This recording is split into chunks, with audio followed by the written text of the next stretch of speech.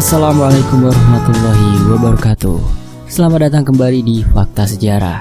Yuk, kita lanjut lagi tulisan dari Roy yang berjudul Desa Tumbal.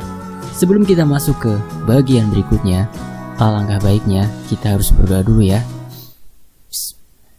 A'udzu bikalimatillahi tammati min syarri ma khalaq. Bismillahirrahmanirrahim. Wa huwas samiul alim. Allahumma sholli ala sayyidina Muhammad. Ini dia selengkapnya.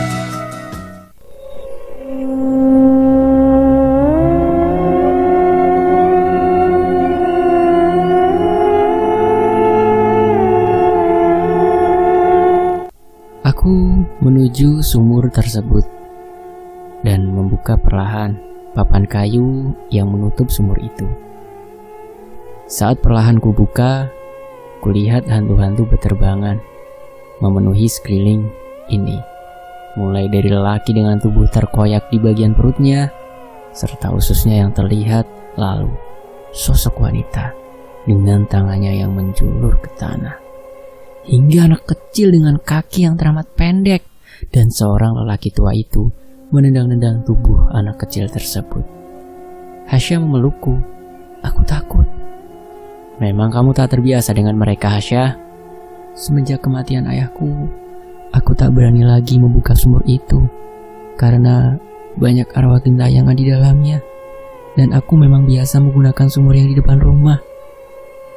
Oh, kamu tenang saja, Hasya. Aku ada di sini. Mereka hanya mengamati saja. Tetap saja aku takut. Memang sumur ini bekas apa? Bekas penumbalan keluargaku. Ya sudah, aku antar kamu ke kamarmu saja. Kamu tak usah takut ya. Hasya mengangguk. Aku segera mengantarkannya ke kamar. Sudah, kamu istirahat saja. Aku mandi dulu. Iya Arjuna, terima kasih. Aku kembali menuju kamar mandi. Kulihat mereka masih mengamatiku. Aku menatap tajam mereka satu persatu.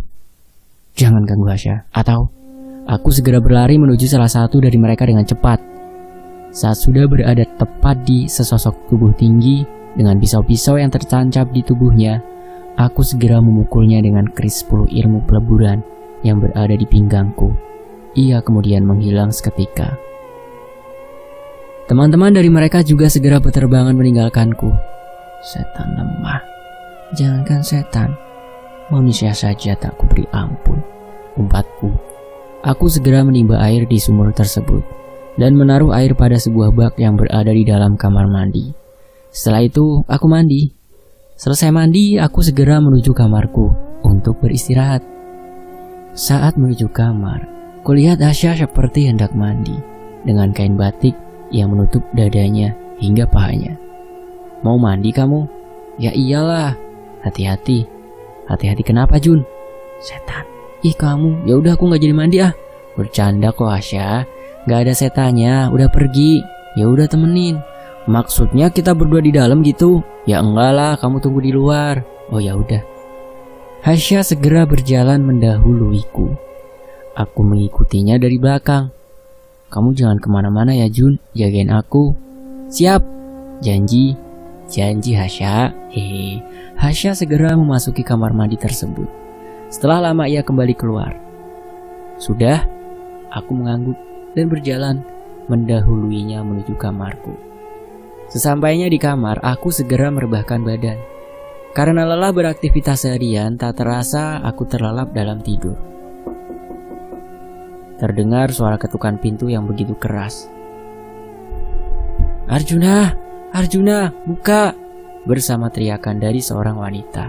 Aku mengenali suara itu dan segera membukanya pintu itu. Ada apa, Syah? Ada setan. Di mana? Di kamarku. Aku segera ke kamarnya. Aku lihat memang ada sesosok yang menyeramkan di dekat ranjang bambu milik Hasya. Sosok itu bertubuh legam, matanya merah melotot. Gigi-giginya menggigit bibirnya sendiri hingga keluar darah di bibirnya, serta daun kupingnya yang sangat lebar. Aku mendekatinya, tapi ia segera berlari menembus tembok, membuatku harus kembali ke kamarku. Aku berkata kepada Hasya, Hasya, Setannya udah pergi. Aku tetap takut. Coba sini lihat, udah gak ada setannya lagi kan? Hasya tetap menolak. Aku tidur di sini ya. Ya udah, aku tidur di kamarmu. Jangan, kamu tetap tidur di sini, temani aku. Loh, masa kita sekamar berdua? Please lah, aku mohon, aku takut Jun. Baiklah, kamu tidur di ranjang, aku tidur di bawah. Aku mengambil kain berukuran lebar, lalu kutaruh di lantai sebagai alas tidurku, dan merebahkan badan tepat di atas alas itu. Saat memejamkan mata, tiba-tiba belayan tangan mengenai wajahku, membuatku harus membuka mata. Arjuna. Ia beranjak dari ranjangku dan segera menyebelahiku sambil memeluk erat. Ayo kita lakukan. Maksudnya? Hasya membuka bajunya perlahan. Hasya, tolong hentikan. Janganlah munafik Arjuna. Tapi kita belum menikah. Itu urusan gampang. Tidak, aku tidak mau sebelum kita menikah. Hasya semakin membuatku birahiku naik saat ia membuka celananya. Dan saat ingin membuka celanaku, aku menolaknya dengan tegas. Hentikan Hasya. Hasya yang mendengar pernyataanku segera pergi dan kembali lagi dalam keadaan telanjang, serta tangannya yang memegang pisau. Cepat setubui aku. Aku tak mau. Kau pasti mau menjadikan aku tumbal kan? Kau rupanya sudah tahu ya. Aku segera beranjak pergi. Keluargamu mati, kau yang menjadikan tumbal. Aku sudah tahu dari awal. Cuma aku diam saja demi mendapatkan tempat tinggal gratis. Sudah, aku mau melanjutkan perjalananku dulu. Hasya berlari ke arahku dan menghunuskan pisaunya ke tubuhku. Sebelum pisaunya menyentuh, ia segera kutendang perutnya hingga terjatuh pingsan. Hampir saja aku gagal menjadi warga biasa, batinku. Sambil berjalan keluar meninggalkannya. Sesampainya di luar, kulihat sosok bertubuh tinggi serta perutnya yang besar. Gendut, ada apa? Ibumu dibunuh. Apa? Wajahku merah padam. Siapa yang membunuhnya? Mengapa kau tak menghalangi mereka? Sudah sekuat tenaga aku membunuh mereka, tapi salah satu dari mereka menggunakan ilmu peleburan. Aku hanya tertawa terbahak-bahak, seperti menahan air mata. Aku menatap tajam Gendut. Gendut, mari kita bersenang-senang.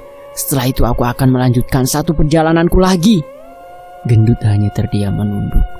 Aku segera berlari secepat mungkin menuju desaku. Sesampainya di desaku, hei, anjing, keluarlah.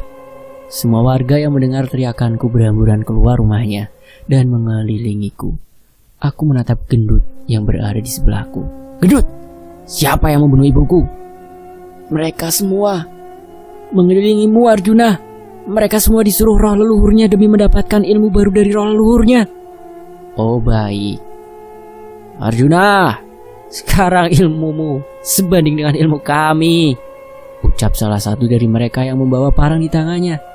Aku segera berlari ke arahnya. Tolong. Hah? Kau bilang sekali lagi bahwa ilmumu kita sama? Hah?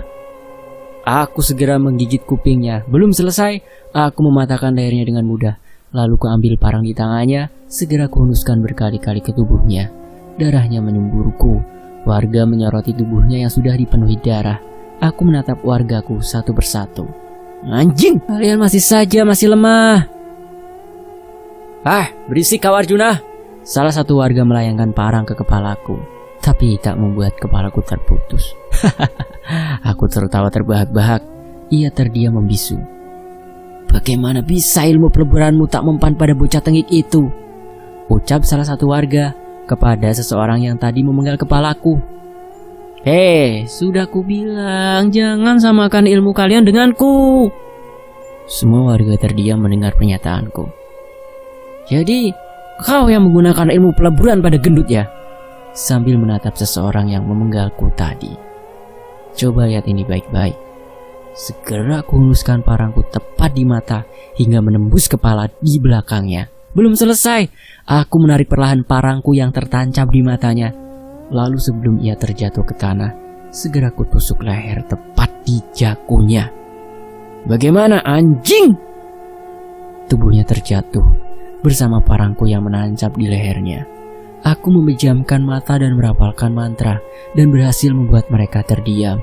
Karena sekarang aku sudah tepat di salah satu warga. Gimana? Kaget ya? Ia menatapku dengan mata yang melotot, seolah tak percaya apa yang dilihatnya. Kedua tanganku mencolok kedua matanya bersamaan, bersama teriakannya, "Ah!" Ku tarik keluar kedua bola matanya. Saat ia kembali berteriak, kedua tanganku segera memasuki mulutnya. Kemudian ku robek mulutnya hingga mulutnya menganga. Sekarang ia tidak bisa melihat dan menahan perih di mulutnya yang robek, serta darahnya mengucur deras dari keduanya. Belum selesai, segera ku hantam giginya. Ia terjatuh dan terseret beberapa meter. Aku kembali membangunkannya dan menghantam kepalanya ke dengkulku berkali-kali hingga ia terjatuh, tapi ia masih hidup. Kulihat jari jemarinya masih bergerak-gerak. Tak pakai lama, tumitku segera menghantam perutnya.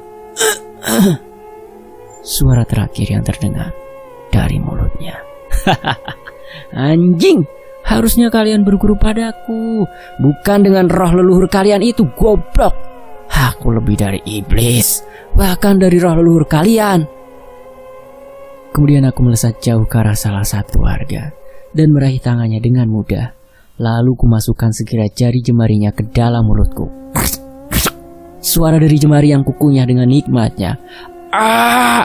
teriakannya dan berkali-kali mencoba lepas dari mulutku dengan cara memukul kepalaku berkali-kali, tapi aku masih saja asik menggigit jari jemarinya tanpa rasa sakitnya menghantam kepalaku.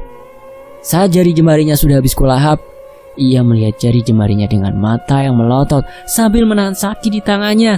Aku meludahkan wajahnya dengan bekas darahnya di mulutku dan menjambak kepalanya. Puh, biadab!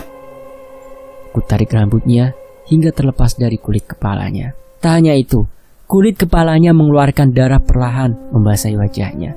Aku yang belum cukup puas, segera kuhantamkan hidungnya dengan tanganku, membuat hidungnya patah, serta darah dari hidungnya mengucur membanjiri mulutnya. Ampun! Suara lirihnya membuatku semakin geram padanya. Ampun? Hah? Ampun? Apa kau bilang ampun? Nyawa kalian tidak ada yang sebanding dengan nyawa ibuku. Mengerti tidak? Biadab! Sambil menarik tangannya, lalu mematahkannya segera. Ah! Suara teriakannya membuatku semakin gemas padanya. Ku sentuh kening kepalanya dengan kuku, lalu menekannya. Berhasil membuat lubang di keningnya.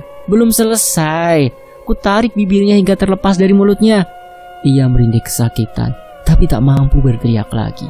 Aku melesat cepat mengambil parang di salah satu tangan mereka, lalu kembali lagi padanya.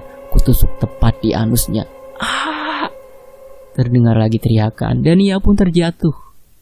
Lalu ku sentuh perutnya dengan parangku. Sebelum aku menghunuskan parangku, aku menginjak mulutnya agar tak berteriak.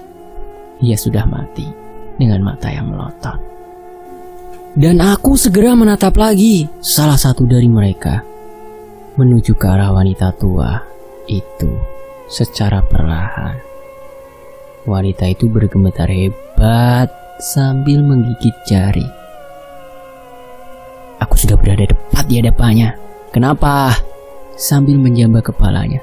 Ampun! Tidak ada ampun dalam kehidupanku. Bila seseorang menyakiti keluargaku dan sekarang aku tak punya siapa-siapa. Aku tertawa dan tak terasa air mataku menetes membasahi pipiku. Aku menatapnya tajam. Bila aku sudah tak mempunyai siapa-siapa lagi, untuk apa kalian kubiarkan hidup, anjing? Ku tarik rambutnya sambil berlari secepat mungkin mengitari mereka dan berhenti karena rambutnya terlepas dari kulit kepalanya. Aku kembali menuju ke arah wanita tua itu lagi. Semua warga tampak menyoroti aku, seolah apa yang aku lakukan nanti pada wanita itu.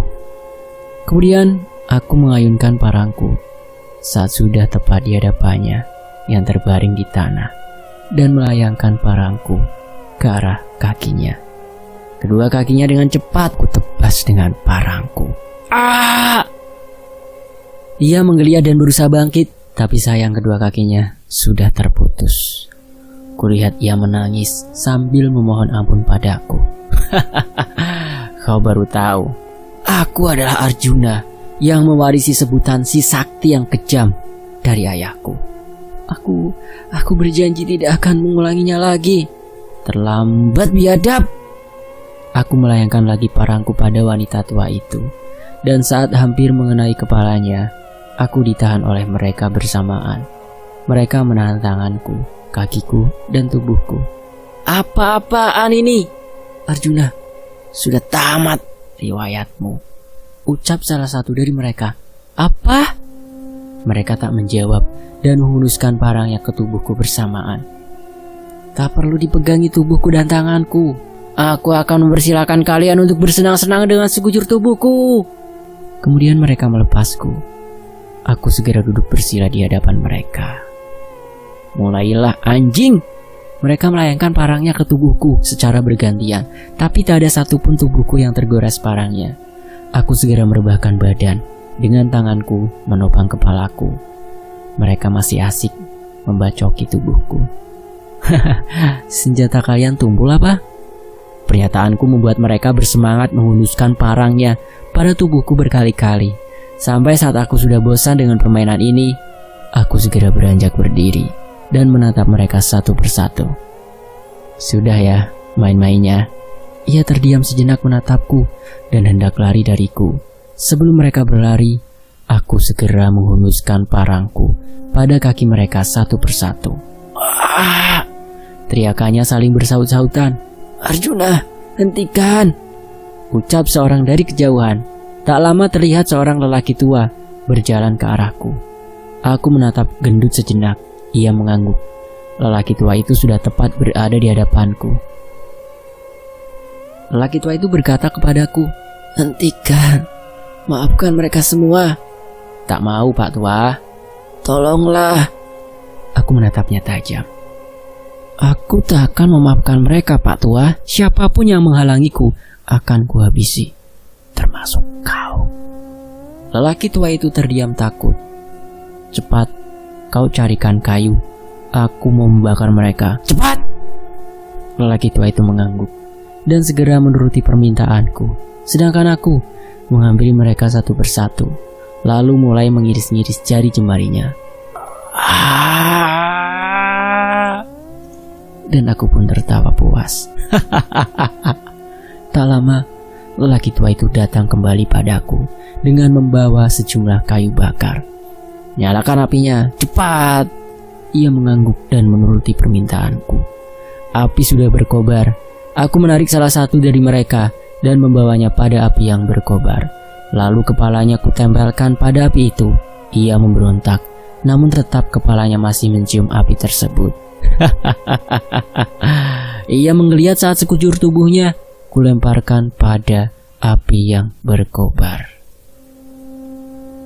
Ia berusaha bangkit dari api itu, namun sayang, kakinya sudah putus terlebih dahulu agar ia tak bisa kabur. Ampun! Teriakan terakhirnya saat tubuhnya sudah dilalap si jago merah. Aku menuju ke arah anak muda. Gumelar, temanku dulu ya dulu. Kau seperti Iman, Cipto dan Bimo, sama-sama biadab. Sambil menjambak rambutnya, lalu kulemparkan ia pada api yang berkobar. Ia memberontak keluar dari api tersebut, tapi lagi-lagi gagal. Aku segera memotong tangannya di dalam kobaran api dan meraih tangan tersebut. Lumayan untuk mengganjal perut. Aku menikmati tangan gemelar di hadapan mereka yang terdiam lemas, dan aku menatap mereka satu persatu. Tinggal 3 nyawa lagi. Lalu melemparkan tangan gumelar yang sedang kusantap tadi ke hadapan mereka, membuat mereka terdiam pucat. Aku menatap lelaki tua yang tadi mengambilkan aku kayu bakar. Ambilkan aku tali. Lelaki tua itu hanya mengangguk dan segera pergi mengambil sesuatu yang kubutuhkan. Tak lama, ia datang membawa 3 tali. Aku meraih tali tersebut dari tangannya dan menuju mereka satu persatu, lalu mengikat lehernya dengan tali tersebut. Ia memberontak saat tali tersebut digantung di atas pohon bersama kepalanya, sedangkan di bawahnya masih ada api yang berkobar. Turunkan sedikit talinya agar api di bawahnya mengenai tubuhnya. Sambil menatap lelaki tua di atas pohon, lelaki tua itu segera menuruti permintaanku Dengan menurunkan tali yang mengikat leher mereka pada sebuah api yang berkobar, kulihat ia menggeliat. Tak hanya panas, tapi mereka juga tak bisa bernapas karena tali yang mengikat lehernya. Ia menggeliat membuatku semakin gemas. Kulayang parangku pada tubuh mereka satu persatu, membuat bagian perutnya terbelah dua, serta darahnya yang mengucur deras. Mereka mati dalam keadaan terpanggang dan tergantung. Saat lelaki tua itu sudah turun dari pohon, dia berkata, "Aku pulang dulu ya Arjuna." Aku mengangguk sambil tersenyum. Baru beberapa langkahnya, aku segera melesat cepat ke arahnya dan menghunuskan parangku tepat di belakang tubuhnya. "Kau pun pantas mati, karena kau adalah salah satu keluarga Bimo yang membunuh adikku, Arni." Suara terakhirnya Pak tua itu bersama terjatuhnya ia ke tanah. Aku segera menuju rumah warga desaku, lalu membakar rumahnya satu persatu. "Mengapa kau bakar desa ini? Jika desa ini tidak dibakar, aku akan selalu ingat masa-masa saat bersama keluargaku." Gendut terdiam dan membiarkanku membakar desa ini. Seluruh rumah warga sudah dilalap si jago merah. Sebelum api dari rumah warga desa menyambar rumahku, aku segera melesat cepat menuju rumahku dan kulihat tubuh ibuku sudah tak berbentuk. Jari jemarinya yang hilang, serta tubuh dan wajahnya penuh dengan tusukan. Air mataku menetes saat membopong jasad ibuku keluar. Aku terdiam sejenak di depan rumahku, melihat api yang perlahan menyambar rumahku. Selamat tinggal rumahku, dan semoga tenang di alam sana untuk keluargaku. Aku menatap Gendut. "Sekarang tak ada yang perlu kau jaga lagi. Pergilah Gendut. Aku akan melanjutkan satu perjalananku lagi." "Maafkan aku Tuan." "Tak apa Gendut, sudah pergilah. Kalau sekiranya Tuan membutuhkan bantuanku lagi, aku akan siap membantu." Sudah, kau sudah banyak membantu keluargaku." Gendut membungkukkan tubuhnya seperti memberikan hormat padaku. "Aku pamit Tuan Arjuna." Aku tersenyum padanya dan ia hilang dengan tiba-tiba. Aku segera membopong jasad ibuku menembus hutan untuk menguburkannya. Saat sudah berada tepat di tengah-tengah hutan, aku menggali liang lahatnya dan menaruh jasad ibuku di dalam liang lahat tersebut. "Selamat tinggal, Bu. Semoga tenang di alam sana." Sambil menutup liang lahat tersebut dengan tanah. Saat hampir semuanya tertutup, lagi-lagi air mataku menetes, membasahi pipiku. Aku mengelap perlahan air mata yang membasahi pipiku dengan tanganku dan segera melanjutkan perjalananku menuju desa Tumbal. Tapi sebelum itu aku merogoh saku, mengambil sebuah kain lalu kututup mulutku dengan kain itu dan memejamkan mata sambil merapalkan mantra, lalu segera melesat cepat menuju desa Tumbal. Sekejap, aku sudah berada tepat di depan gerbang pintu masuk desa tersebut. Dengan desa yang rumah-rumahnya berjauhan, aku yakin penduduk di sini tak seramai desa-desa yang kujelajahi waktu itu. Aku yang tak mempunyai tempat tinggal harus mencari tempat beristirahat sebelum pagi menjelang. Mengitari desa ini sampai aku melihat sebuah saung di dekat sungai. Perlahan aku menuju sana dengan langkah yang memang sudah teramat lelah. Aku sudah berada tepat di saung itu dan segera merebahkan badan tanpa peduli siapa yang menggangguku nanti. Aku menatap atap di saung tersebut dengan mata yang hampir terlelap. "Arjuna." Sampai satu suara membuatku harus melihat ke arah suara tersebut. Aku lihat Mbah Raja bersama keluargaku. Ada ayah, ibu, dan Arni. Seperti sedang berkumpul saat dulu bersama. "Ayah, ibu, Arni." Mereka tak menjawab dan melangkahkan kakinya menujuku. Kecuali Mbah Raja melesat cepat ke tubuhku, menembus tubuhku, dan mereka semua sudah berada tepat di hadapanku. "Arjuna, ada apa ya? Mengapa kalian di sini?" "Kami hanya sekedar memberimu semangat, karena kau sudah tak punya siapa-siapa lagi." Ibuku duduk menyebelahiku dan membelai rambutku perlahan. "Arjuna, kau anak yang kuat. Jangan melemah," kata ibuku. Benar abangku. Kamu bukan abangku yang lemah. Kamu kuat menghadapi segala ujian di hidupmu, Bang. Kami tenang di alam ini," kata Arni. "Memangnya siapa yang lemah? Aku Arjuna si jagoan ibu. Benar kan, Bu?" kataku kepada mereka. Ibuku menatapku, lalu tersenyum sambil mengangguk. "Ayah tahu semua rencana yang ada di kepalamu, Arjuna. Lakukanlah, kami semua mendukungmu." "Iya, semoga saja, Ayah." Sambil menatap Baraja di sebelah ayahku, Baraja hanya mengangguk. Ayahku berkata kembali, "Hadapi Arjuna, jangan takut. Walau kamu sekarang sendirian, jangan jadi anak yang cengeng." Hingga suatu tepukan membuatku tersadar dari lelapnya tidur dan segera membuka mata, lalu menoleh pada tepukan tersebut. "Kamu ngapain di sini?" tanya seorang wanita cantik. "Keluargaku habis dibunuh warga desaku. Aku kesini untuk mencari tempat tinggal karena rumahku dibakar." Dan wanita itu pun menatapku haru. "Benarkah?" kata wanita itu. Aku pun mengangguk. "Ya sudah, ikut aku saja." Kemudian aku menatap wanita itu sebelum ia berjalan mendahuluiku. Dan sekarang aku pun berjalan mengikutinya hingga sampai di sebuah rumah, seperti rumah-rumah warga lainnya. "Sudah, masuk dulu," kata wanita itu kepadaku lagi. Entah mengapa aku menuruti permintaannya dan segera memasuki rumah tersebut bersamanya. "Duduk," kata wanita itu. Aku pun duduk di sebuah bangku kayu yang menghadapnya. "Kenalkan, namaku Garini."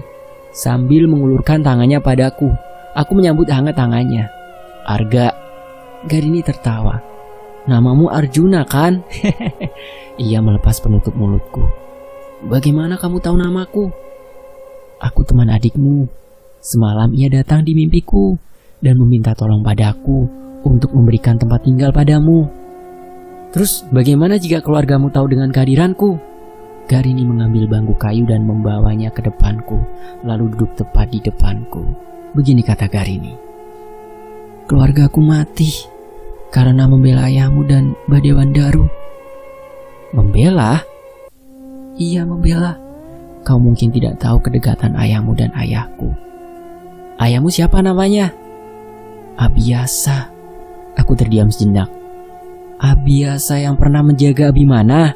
"Iya." "Bagaimana beliau bisa mati?" "Beliau mati karena Pranadipta. Warga di sini sebenarnya tidak ada yang tahu bila ayahku bekerja sama dengan ayahmu dan Badewandaru. Tapi Pranadipta membocorkan semuanya. Warga di sini sangat dendam pada ayahku dan saat itu juga ayahku dibunuh." "Loh, bukannya ia memegang keris bertuah 10 ilmu pelebur?" Garini merogoh sakunya seperti mengambil sesuatu. Kulihat ia menunjukkan sebuah keris bertuah 10 ilmu pelebur. "Ini maksudmu?" "Iya, mengapa keris itu berada di tanganmu?" "Saat itu ayahku menitipkan kerisnya padaku karena ada acara di desa itu. Ayahku dipanggil untuk mengisi acara tersebut. Ayahku tidak tahu akan dibunuh saat itu. Akhirnya ia bersedia mengikuti acara itu, namun naas tak dapat ditolong. Saat ayahku datang, ia segera ditikam dari belakang oleh Pranadipta. Ia mempunyai keris bertuah itu juga, bukan?" Aku mengeluarkan 2 keris dari pinggangku. "Satu keris ini dari ayahku, satu lagi ini kuambil dari tangan Pranadipta saat ia sudah kubunuh." "Aku sudah tahu tentang itu, Arjuna. Lalu mengapa hanya kamu yang selamat, Garini?" "Coba kau ingat anaknya Abimana." "Baswara?" "Iya, Arjuna. Mengapa mereka tak membunuh Baswara, padahal ia anaknya Abimana?" Aku menggeleng kepala seolah tak tahu. "Karena dia tidak ada masalah dengan desa ini. Maksudnya tidak menghalangi warga desa ini seperti ayahku atau kamu. Mengerti, Jun?" Aku terdiam sejenak seolah mencerna pernyataannya. Aku pun bertanya lagi kepada Garini. "Maksudmu?" warga desa ini hanya fokus pada suatu tujuan saja dan akan mengajar siapapun yang menghalangi tujuan dari mereka? Garini mengangguk. Berarti kedatanganku di sini. Garini langsung memotong perkataanku. Iya, kau akan menjadi santapan di desa ini. Itu sih terserah mereka, Garini. Lagi pula tujuanku bukan itu. Baguslah, aku tak mau kamu mati. Kenapa? Kataku. Memangnya ayahmu belum berkata padamu? Apa itu? Kita ini dijodohkan. Hari itu saat sebelum kematian ayahmu, beliau datang ke tempat Baswara, bukan? Iya datang. Untuk mengajakmu ke rumahku dan menjodohkan kita. Tapi sayang, ayahku mati sore itu sebelum malam kematian ayahmu, kata Garini. Dan aku pun berkata kembali. Entah mengapa aku sekarang tak peduli lagi tentang cinta. Mulai dari cintaku pada keluargaku dan cintaku pada orang lain, semuanya mati atau dihianati. Itu mengapa aku trauma tentang cinta. Garini menatapku dan berhasil menghipnotisku dalam diam. Tapi, apabila jika cinta terakhir bisa melepasmu dari trauma-trauma yang mengikatmu, bagaimana? Ini keinginan ayahmu dan ayahku. Kita sama-sama sendiri, tak mempunyai keluarga lagi. Marilah bersamaku, kita bangun keluarga kecil kita. Garini memegang kedua tanganku, dan ia berkata lagi, biarlah semua ini berjalan dengan sendirinya. Dan aku pun bertanya pada Garini, apa kamu yakin dengan keputusanmu ini, Garini? Sebelum kita bertemu, aku sendiri belum yakin, tapi kali ini aku yakin mengapa aku dan kamu harus dijodohkan. Mengapa, Garini? Karena kulihat kamu pria yang baik dan pasti bisa menjagaku. Karena sejak kematian ayahku, aku takut dijadikan tumbal. Jika tidak karena keris ini, pastilah aku sudah mati. Namun takdir berkata lain. Aku jadi tahu mengapa ayahku memberikan keris ini padaku untuk menjagaku sesudah kematiannya, atau sampai bertemu kamu, Arjuna. Aku pun berkata lagi pada Garini. Begini kataku. Aku jadi teringat saat Baraja menyuruhku untuk menjelajahi desa-desa sebelum ini, dan berhenti pada satu titik, yaitu desa Tumbal. Ternyata ada maksud tertentu selain mendapatkan ilmu baru. Apa itu, Arjuna? Menikahimu. Karena pasti Mbah Raja menginginkan aku menikah sesuai perintah ayahku sebelum kematiannya. Perintah apa, Arjuna? Saat mendapatkan ilmu dari ayahku, aku boleh menikah. Tapi sesudah itu, aku harus meminta satu ilmu lagi pada roh leluhurku. Ini bukan kebetulan, tapi ini sudah direncanakan. Benar kan? Garini menatapku sambil tersenyum. Jadi, kau bersedia menjadi suamiku? Aku mengangguk menyetujui. Dibalas dengan pelukannya yang sangat erat pada tubuhku. Jaga aku, kata Garini. Kau salah, aku tak menjagamu, Garini. Garini melepaskan pelukannya dan memasang wajah cemberutnya. Tapi aku akan menjaga istriku. Siapa? Ya kamu, Garini. Garini menampakkan senyumnya dan hampir terlihat gigi-giginya dan memelukku erat lagi. Aku segera membopongnya. Apa ini? Kau akan tahu. Aku mengajaknya ke salah satu kamar yang terdapat di rumah ini. Hei, Arjuna. Shh. Malam harinya, saat bersantai di ruang tamu, Garini menghampiriku dengan membawa secangkir teh hangat dan menaruhnya pada sebuah meja kayu. Lalu duduk menyebelahiku. Aku segera menyesap teh tersebut perlahan, lalu menaruhnya lagi pada meja tersebut. Esok, aku akan bekerja menjadi petani di sini. Jangan Arjuna. Nanti identitasmu terbongkar. Tenang saja, mereka tak akan tahu siapa aku, Garini. Sudahlah, biar aku. Belum sempat menuntaskan perkataannya, jari telunjukku menyentuh bibirnya. Shh, sudah, tenang saja sayang. Arjuna, aku hanya takut.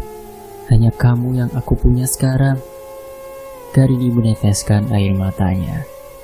Aku mengelap air mata yang membasahi pipinya dengan jari jemariku. Aku akan baik-baik saja, Garini, sambil mendekapnya dalam pelukanku. Garini masih menangis terseduh-seduh. Sudah, jangan menangis. Aku bukan semut yang sekali injak langsung mati. Janganlah berbicara seperti itu, Arjuna. Aku malah takut. Aku pun lagi-lagi meyakinkannya.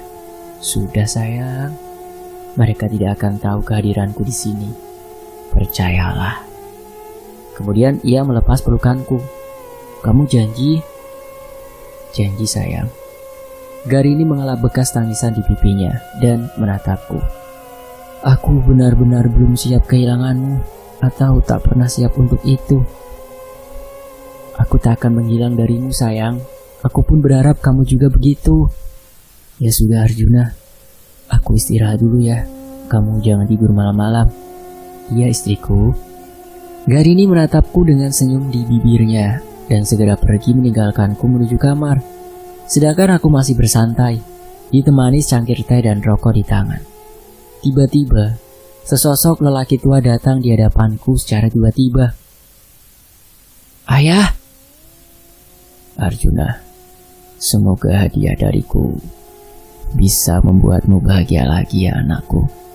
Terima kasih, Ayah. Aku sangat mencintaimu, Ayah. Ayahku hanya tersenyum dan hilang secara tiba-tiba. Kemudian aku menuju kamar untuk beristirahat. Sesampainya di kamar, aku terdiam menatap istriku yang tengah tertidur pulas. Semangatku kembali dengan adanya kamu, sayang, batinku berkata. Perlahan ku tutup pintu kamar dan tidur di sebelah istriku sambil memandangi wajahnya sampai ku terlelap dalam tidur. Keesokan harinya, pagi hari, aku sedang bersiap-siap menuju ladang milik ayahnya Garini, memakai topi caping yang terbuat dari anyaman dan menutup mulutku dengan kain. Aku berangkat dulu ya, sayang. Kamu lupa, Arjuna, sambil menunjuk keningnya. Aku segera menghampirinya, membuka penutup mulutku, lalu mencium keningnya. Sudah, ia tersenyum gembira. Kemudian aku segera menuju ladang. Hati-hati, Arjuna, suamiku. Aku pun menoleh sejenak ke arahnya, lalu tersenyum padanya, dan berjalan lagi. Sesampainya di ladang, aku seperti biasa, beraktivitas layaknya petani di desa ini. Hingga sore menjelang, seorang lelaki menghampiriku, saat aku sedang bersiap untuk pulang. Kau siapa? Dan mengapa mengelola ladang milik Abiasa? Aku suami Garini. Oh, kamu istri dari Garini. Kalau boleh tahu, siapa namamu? Arga. Sambil mengulurkan tanganku padanya, ia menyambut tanganku hangat. Aradana. Ia melepas tanganku dan segera meraih kain penutup mulutku. Aku menghindar. Aku sedang sakit, nanti menular. Oh, baiklah. Mari kita pulang bersama. Kebetulan rumah Garini dekat rumahku, hanya berbeda beberapa meter saja. Aku mengangguk menyetujui, dan kami saling bertukar cerita hingga ia bercerita tentang, kau tahu, si biadab yang membunuh warga-warga di sini. Aku menggeleng-gelengkan kepala seolah tak tahu. Arjuna, si biadab. Aku terdiam sejenak. Memangnya kenapa, Arjuna? Ia yang menjaga Abimana, seperti seseorang yang berkhianat di desa ini. Siapa seseorang itu? Ayahnya Garini, Abiasa. Aku malah baru tahu itu sekarang. Ya mungkin Garini tak mau bercerita tentang ayahnya. Abiasa, orang-orang di sini yang mengetahui Abiasa menjaga Abimana dibunuh olehnya tanpa pengetahuan warga di sini.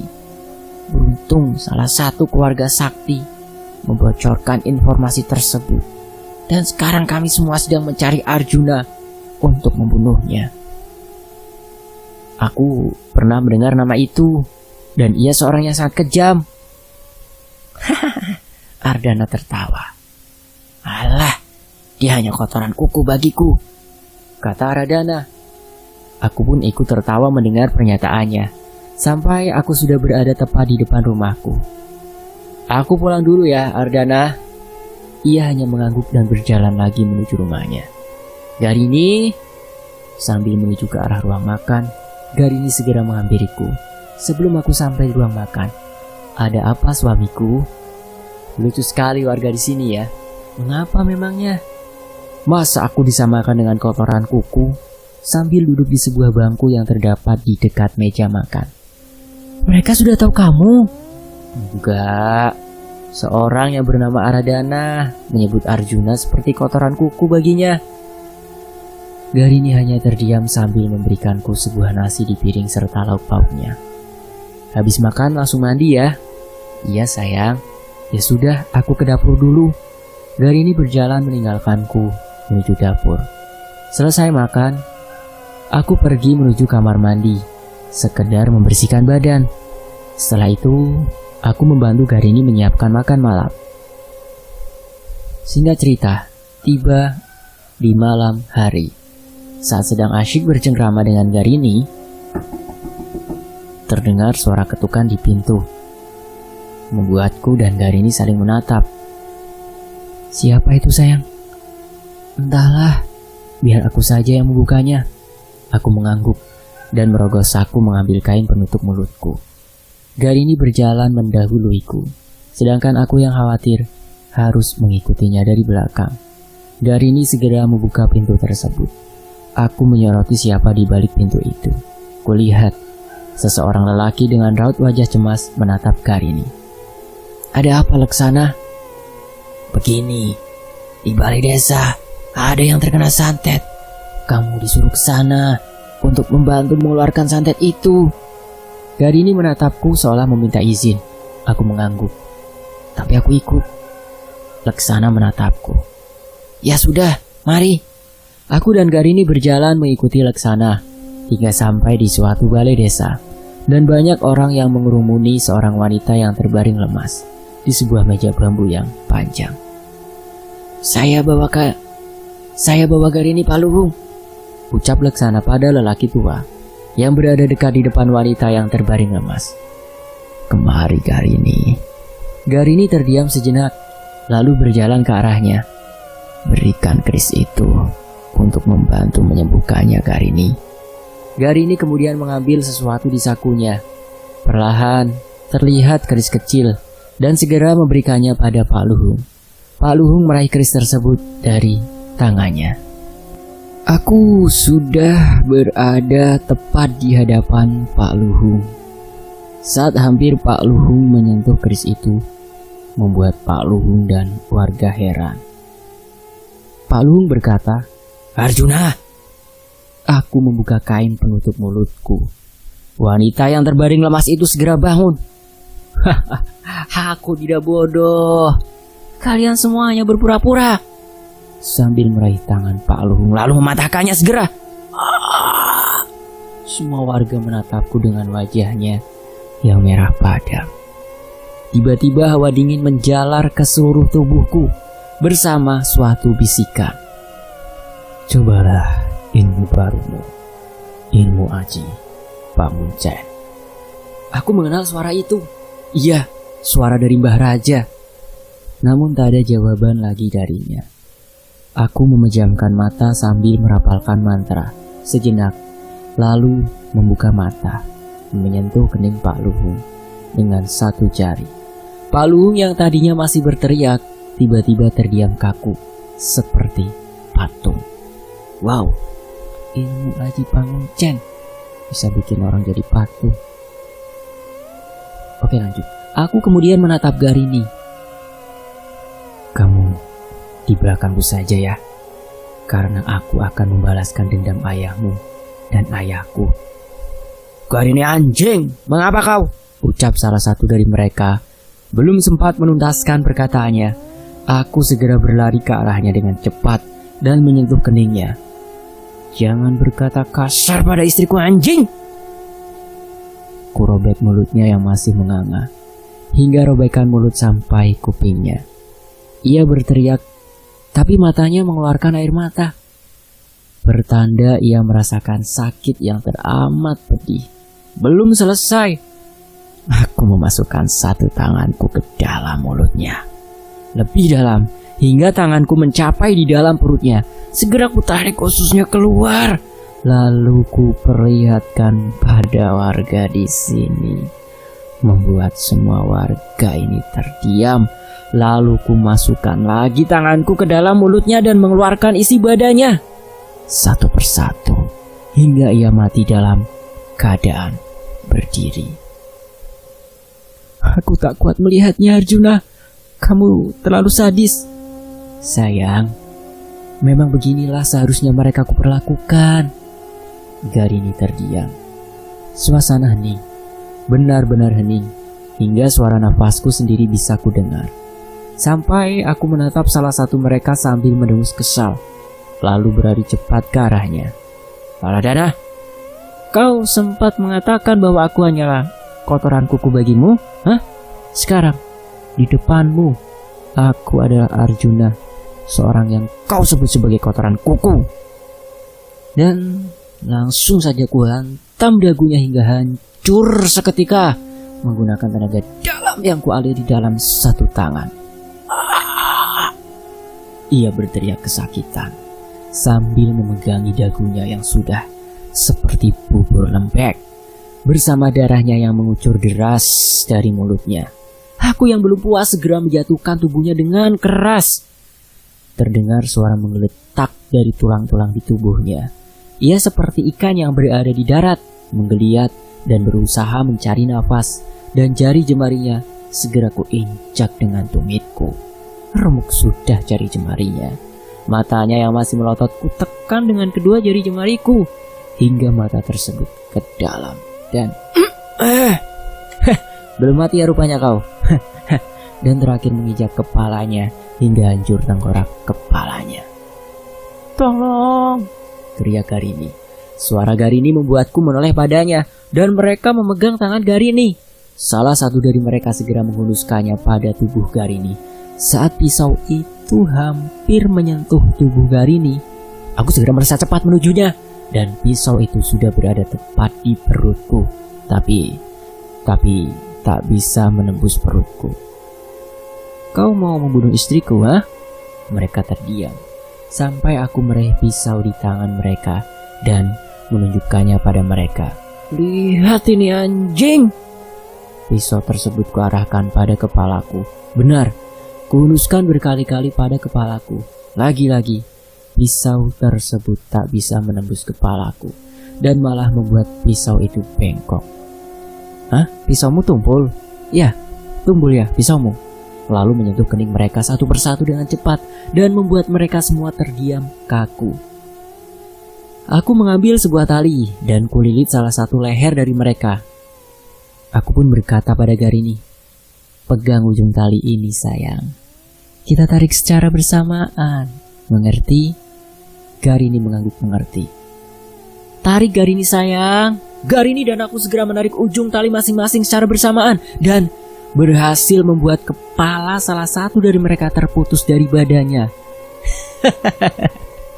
Kulihat kedua bola mata mereka bergerak-gerak, namun tubuhnya tak bisa bergerak, seperti seseorang yang sudah divonis hukuman mati, hanya bisa pasrah. Garini sayang, bantu aku menggali sebuah liang lahat untuk mereka. Mau kamu apakan mereka suamiku? Nanti kamu akan tahu. Dan kemudian aku dan Garini segera menggali sebuah lubang yang besar. Saat sudah selesai, lalu aku mengumpulkan kayu-kayu di dalamnya. Lalu kubakar kayu tersebut. Saat api sudah membara, lihat ini sayang, sambil membopong salah satu dari mereka, lalu kulemparkan ia segera ke dalam lubang tersebut. Tubuhnya terbakar. Aku melihat ia mengeluarkan air mata dan air liurnya, seperti ia ingin meminta tolong atau meminta ampun. Tapi sayang, ia tak bisa bergerak, apalagi berkata. Sebelum aku melemparkan lagi salah satu dari mereka, aku menguliti mereka terlebih dahulu, perlahan. Darah dari kulitnya mengucur deras. Aku tahu sekali betapa sakitnya yang sedang mereka alami sekarang. Tapi ini tak setimpal atas kematian ayahku. Atau mungkin Tak ada yang bisa menggantikan kematian ayahku. Kurasa mereka semua ingin lari, atau paling tidak berteriak. Itu pun belum bisa mengobati pedihnya rasa sakit itu. Perlahan, semua organ tubuhnya terlihat, dan kupikir ia sudah mati. Lalu melemparkannya pada lubang yang sedang berkobar api. Aroma daging terbakar menusuk hidungku, membuatku lapar. Aku segera memasuki lubang tersebut tanpa takut terbakar dan mengambil salah satu tangan dari mereka yang sudah matang. Karena menurutku ini bagian tubuh yang ternikmat. Lalu keluar dari lubang tersebut dan menatap Garini. Kamu mau, sayang? Garini menggelengkan kepalanya, seolah tak mau. Garini muntah saat aku melahap dengan nikmat tangan tersebut di depannya. Kamu hamil, sayang? Ia memalingkan wajahnya sambil menunjuk tangan mereka yang sedang kulahap. Aku menatap tangan yang sudah hampir habis kugrogoti dan segera membuang tangan tersebut. Sudah, sayang, sudah kubuang. Garini mulai mengarahkan pandangannya lagi padaku. Aku mengelap bekas darah di bibirku sambil berjalan menuju mereka dan melemparkan mereka pada lubang tersebut. Tak ada satupun yang tersisa. Mereka semua berada di dalam satu lubang dengan api yang berkobar. Kulihat wajah dan badan mereka melepuh. Mata mereka masih mengeluarkan air mata, tapi kali ini lebih deras. Aku dan Garini menatap mereka gembira, seperti pertunjukan yang mengasyikkan. Sayang, aku sudah membalaskan dendam ayahmu. Garini menatapku sambil tersenyum. Ayahmu juga, Arjuna? Iya, ayahmu dan ayahku. Saatnya kita mengungsi ke desa sebelah, Garini. Garini hanya terdiam sambil mengikuti langkahku. Kita kuburkan mereka dulu. Aku dan Garini mengambil cangkul, seperti hendak menutup liang lahat. Tapi kali ini lebih luas dan besar. Kulihat saat api tersebut hampir padam, wajah mereka dan tubuh mereka hangus terbakar dengan mata yang masih melotot. Tawaku menghiasi malam itu, lalu menutup mereka semua pada tanah. Malam yang melelahkan ya, sayang. Iya, aku sudah lelah. Oh, baiklah. Aku segera membopong Garini. Arjuna, biar kamu tak semakin lelah. Ayahku benar-benar tak salah memilihmu, Arjuna. Sambil tersenyum padaku, aku membalas senyumannya dan segera melesat cepat menuju rumah. Sesampainya di rumah, sayang, aku mau mandi dan mengganti bajuku yang sudah berlumur darah ya. Iya, biar aku siapkan makan untukmu. Terima kasih, sayang. Sudah cepat sana mandi. Aku mengangguk menurutinya dan beranjak menuju kamar mandi. Kamar mandi tersebut terletak di belakang rumah. Luas kamar mandi hanya 2x2. Di dalamnya terdapat bak besar yang biasa menampung air bersih. Kebetulan, air di dalam bak hampir habis.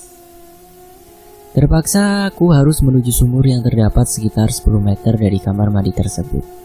Garini sudah memberitahu padaku bahwa ada 2 sumur di sana. Arjuna, salah satu sumur tersebut bekas penumbalan warga desa ini dengan warga desa sebelah. Tujuan penumbalan tersebut adalah untuk menjadikan desa sebelah kaya raya. Sementara keuntungannya didapat di desa ini adalah menjadi sakti. Beragam kesaktian yang didapat dari seorang tersebut, misalnya kebal, lari cepat, menghilang, menyantet, menyembuhkan, kekayaan atau pesugihan, dan masih banyak lagi. Yang mereka butuhkan adalah ilmu pelaburan karena susah sekali didapatkannya. Dan aku pun menimpali perkataan dari Garini. Sudahlah, sayang. Mereka sudah mati di tanganku. Hitung-hitung membalaskan dendam seseorang yang mereka jadikan tumbal. Aku pun menuju salah satu sumur tersebut untuk menimba air. Saat sudah berada tepat di depan 2 sumur tersebut, kubuka perlahan papan penutup sumur itu dan segera menimba air. Perlahan ember yang berada di bawah sumur naik ke atas. Kutuangkan isi yang berada di dalam ember tersebut pada ember yang kosong. Isi di dalam ember tersebut membuatku menggeleng-gelengkan kepala Karena sebuah kepala beserta organ dalam seseorang berada pada di dalam ember itu. Mulai tercium bau busuk yang menusuk hidungku. Busuk. Seperti ada suara orang yang tengah berlari di rumput ilalang, membuatku harus mengarahkan pandanganku ke suara tersebut berasal. Ternyata mataku tak sengaja memeriksa sekelilingku, karena banyak sekali arwah gentayangan di sini tak berwujud atau sudah tak berbentuk. Ada sosok lelaki dengan kepalanya yang hancur, serta wajahnya yang terbagi dua. Lalu sesosok wanita dengan rambutnya yang menjuntai ke bawah. Di samping itu, anak kecil yang menjambak rambut wanita tersebut. Lalu sesosok lelaki tua tanpa kedua bola matanya, serta bagian perutnya terbuka. Terlihat ususnya yang hampir copot.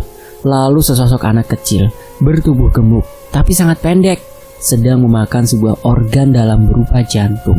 Kemudian sesosok wanita sedang menggendong bayi yang sedang mengenyot sebuah jari jemari dari seseorang yang terputus. Kemudian sesosok, bukan sesosok tapi seperti satu keluarga. Mulai dari lelaki yang kukira ayahnya dengan keadaan tubuh yang mengenaskan. Hampir sekujur tubuhnya dipenuhi tusukan. Bukan hampir tapi seluruh tubuhnya. Dari kepala hingga kakinya, bahkan jari jemarinya. Darah terus keluar dari lubang-lubang tersebut. Kemudian ibunya di tangannya memegang kepala. Iya, memegang kepalanya sendiri. Yang menurutku, ia korban mutilasi. Karena kulit dari sekujur tubuhnya terlepas. Kemudian anak perempuannya. Aku yakin ia korban penumbalan serta korban pemerkosaan. Mengapa begitu? Karena kulihat wajah cantiknya tanpa memakai busana dan maaf, anusnya seperti ada tusukan sangat lebar serta ulat-ulat yang berjatuhan dari alat kelaminnya. Dan anak lelaki terakhirnya berusia sekitar 10 tahun dengan air matanya yang berwarna merah serta dagunya yang pecah. Terakhir, ia berjalan dengan satu kaki seperti melompat-lompat karena satu kakinya lagi ia pegang di tangan kanannya. Satu lagi sosok yang aku bisa bilang paling menyeramkan di antara mereka semua. Karena sosok itu bertubuh tinggi, kekar, kulitnya berwarna hitam pekat, matanya merah menyala, sekujur tubuhnya dipenuhi bulu yang lebat, serta mulutnya yang terus memakan sebuah korban yang ada di sini. Ia melahap dengan tergesa-gesa seperti sangat-sangat lapar. Kemudian menatapku dengan tajam seolah mengancam. Aku pun mendongakkan kepala seolah membalas tatapannya. Apa? Ia berlari dengan cepat. Dengan santainya aku memejamkan mata sambil merapalkan mantra. Sejenak, lalu kubuka mataku kembali karena ia tak berhasil ke arahku. Mengapa? Gendut, habisi dia, Ndut. Baik, Tuan. Gendut melesat cepat. Walaupun perutnya yang besar, ia masih bisa berlari dengan cepat. Segera ia memegang kepala leher sosok itu, menjatuhkannya segera.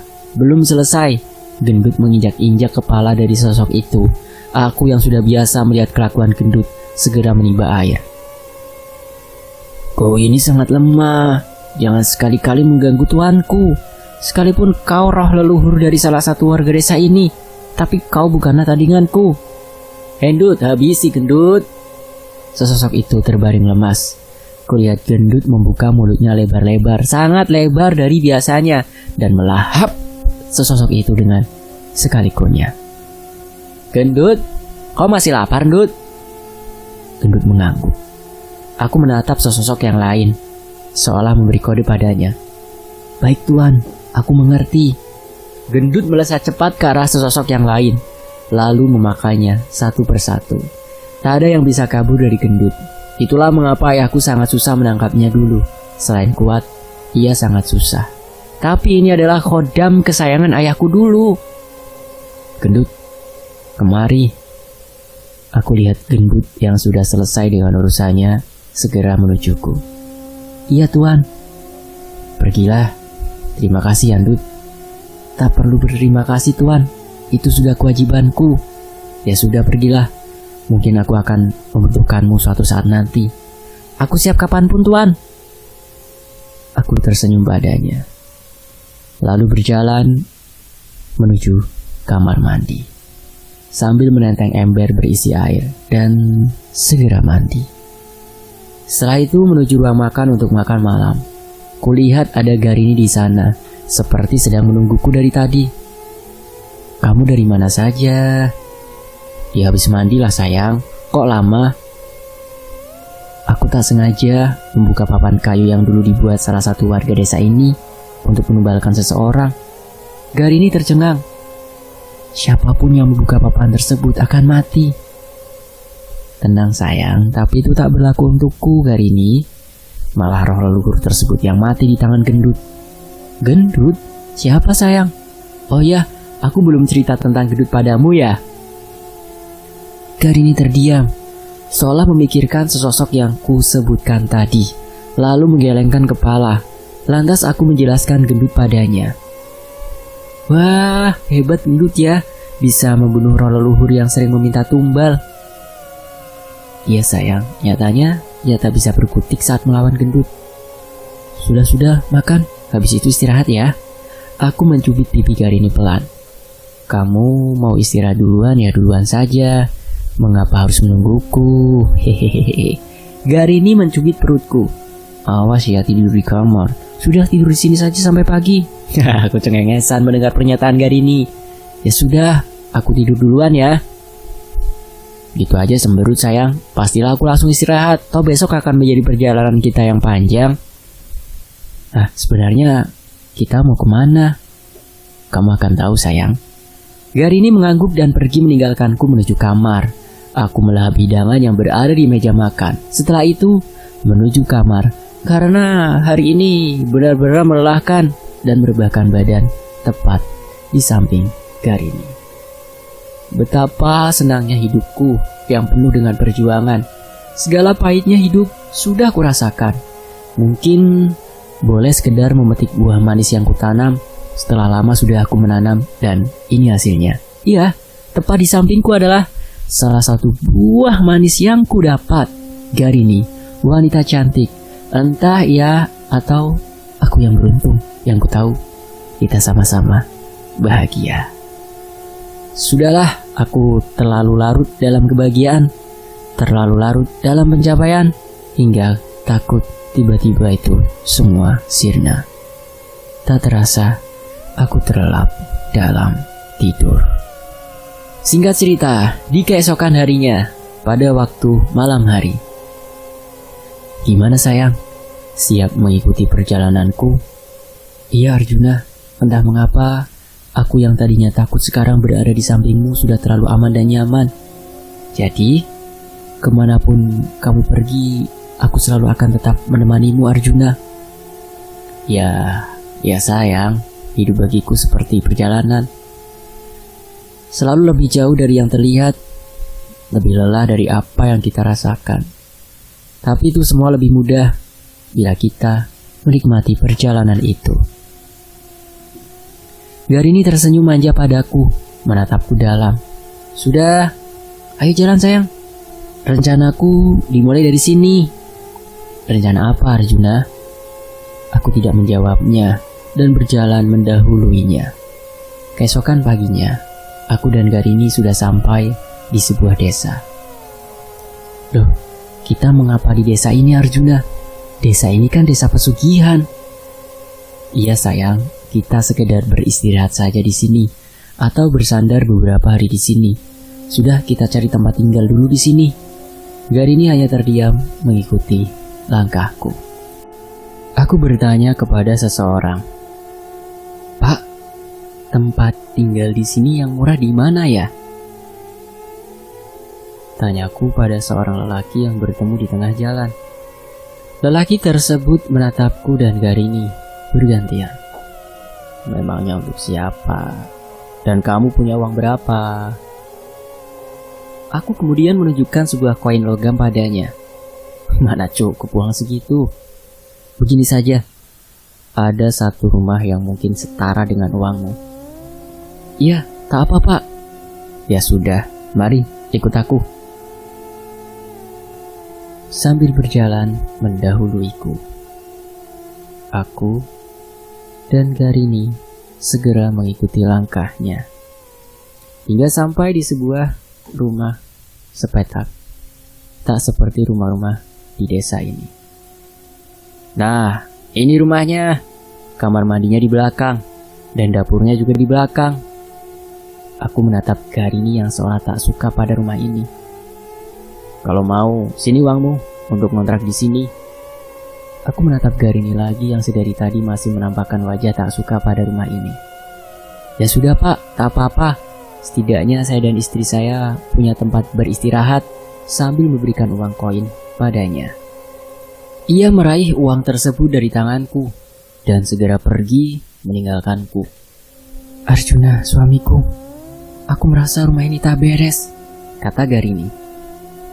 Sudahlah, tak apa-apa sayang, setidaknya kita bisa beristirahat. Sudah, ayo masuk. Garini hanya terdiam menatapku yang segera berjalan memasuki rumah tersebut. Aku menoleh pada Garini. Sudah, ayo. Garini yang mendengar ucapanku segera mengikuti berjalan memasuki rumah ini perlahan. Saat memasuki rumah ini, tercium bau apak yang menusuk hidungku, serta bau busuk yang memenuhi ruangan ini. Garini menutup hidungnya seolah tak kuat mencium bau tersebut. Sedangkan aku masih mencari-cari di mana bau busuk itu berasal. Aku menatap di bawah ranjang bambu, seperti ada sesuatu di sana. Perlahan kakiku melangkah menuju ranjang bambu itu, dan kepalaku melongo ke bawah. Betapa terkejutnya aku, bahwa di bawah ranjang bambu itu terdapat sebuah kepala manusia yang sudah digigiti semut. Aku meraih kepala tersebut dengan tanganku dan menjambak kepalanya, lalu membuangnya di belakang rumah ini. Kemudian menuju kembali ke tempat Garini berada. Sudah kubilang rumah ini tak beres. Ya wajar sayang, rumah murah kok. Aku yakin pasti ada bagian tubuh dari seseorang itu dijadikan tumbal. Garini memilih untuk diam dan segera membenahi rumah yang lumayan berantakan ini. Aku pun turut membantunya. Hingga suatu ketukan pintu membuatku dan Garini saling menatap. Perlahan, pintu itu terbuka. Kulihat seorang lelaki tua datang dengan wajah yang marah padam. Siapa yang nyuruh kalian tinggal di sini? Saya sudah bayar tempat tinggal ini kok pak, kepada lelaki muda yang katanya mempunyai rumah ini. Saya yang punya rumah ini, sudah sana pergi. Wajahku tiba-tiba merah padam dan menatap Garini sebelum menatap lelaki tua tersebut. Saya sudah bayar pak, saya tidak peduli ini rumah siapa, mengerti? Aku yang hendak menghampirinya segera ditahan oleh Garini. Garini mengeluarkan sejumlah uang. Ini mungkin cukup untuk sewa rumah ini. Tapi sayang, belum sempat menuntaskan perkataanku. Sudah tak apa, ini ambil pak. Sambil menyodorkan uang tersebut pada lelaki tua itu. Tak pakai lama, lelaki tua tersebut segera mengambil uang dari tangan Garini tanpa berkata lagi. Ia langsung pergi meninggalkanku dan Garini. Aku menatap Garini. Sayang, tapi kan aku sudah bayar sewa rumah ini. Tak apa, aku sangat mengerti warga di desa ini daripadamu. Lihat saja, jika aku bertemu dengan orang yang mengaku punya rumah ini, akan kuhabisi dia. Garini melihat wajahku yang merah padam, seolah sangat kesal. Sudahlah, mari kita bersihkan rumah ini. Aku masih terdiam kesal. Garini memegang jari jemariku. Sudah, bantu aku, ayo. Ia melepas jari jemariku dalam genggamannya dan segera menghampiri meja usang yang rusak, seperti ingin memindahkannya. Aku yang melihat langsung membantu Garini, karena tak tega melihat ia yang berusaha mengangkat meja tersebut sendiri. Sudah sayang, biar aku saja. Garini melepas kedua tangannya pada meja tersebut, dan kedua tanganku langsung mengangkat meja itu, lalu membuangnya ke belakang rumah. Setelah aku dan Garini sudah selesai membersihkan rumah ini, Garini pun berkata kepadaku, aku ke pasar dulu ya. Aku ikut sayang, ada yang mau ku beli. Ya sudah, ayo. Aku dan Garini segera menuju pasar. Hei pembohong, ucapku pada seorang lelaki yang mengakui pemilik rumah yang kusewa tadi. Ia melihatku dan segera lari. Aku yang hendak mengejarnya ditahan oleh Garini. Sudah, tak usah dipermasalahkan. Tapi ia telah mencuri dan berbohong padaku. Aku harus mengejarnya. Ya sudah, bila kamu mengejarnya, tak usah pulang nanti. Aku menatap Garini yang enggan menoleh padaku. Aku menghela nafas. Ya sudah, aku maafkan dia kali ini. Karenamu. Garini baru mau menoleh padaku karena ucapanku tadi. Dengan senyumnya yang manja, membuatku lulus ketika Garini menarik tanganku yang sedari tadi dia menatapnya. Ayo, aku pun mengikuti langkahnya yang berjalan mendahuluiku. Sampailah di sebuah pasar. Kulihat para warga menatapku, sinis, seolah tak suka padaku. Aku menghentikan langkahku dan membalas dengan tatapan tajam, seolah mengancam. Ada apa? Aku tak menjawab Garini dan masih menatap mereka. Garini baru menyadari bahwa mereka semua sedang menatap Arjuna. Sudah, tak usah dihiraukan, sambil menarik tanganku. Aku mengikuti Garini sembari menatap mereka satu persatu. Beli ayamnya, Pak, ucap Garini pada seorang lelaki tua yang sedang memotong-motong ayam. Ia tak menggubris Garini seolah tak merasa kehadiran aku dan Garini. Pak, dengar tidak? Istri saya mau beli ayam. Lelaki tua itu baru menoleh pada aku dan Garini. Nah, ia memberikan sepotong daging ayam yang sudah dibungkus kantong plastik. Garini meraih kantong plastik tersebut sambil memberikan sejumlah uang padanya. Lelaki tua itu mengambil uang dari tangan Garini dan tangannya menarik tangan Garini lalu hendak memotong tangan Garini. Aku yang melihatnya segera menarik Garini.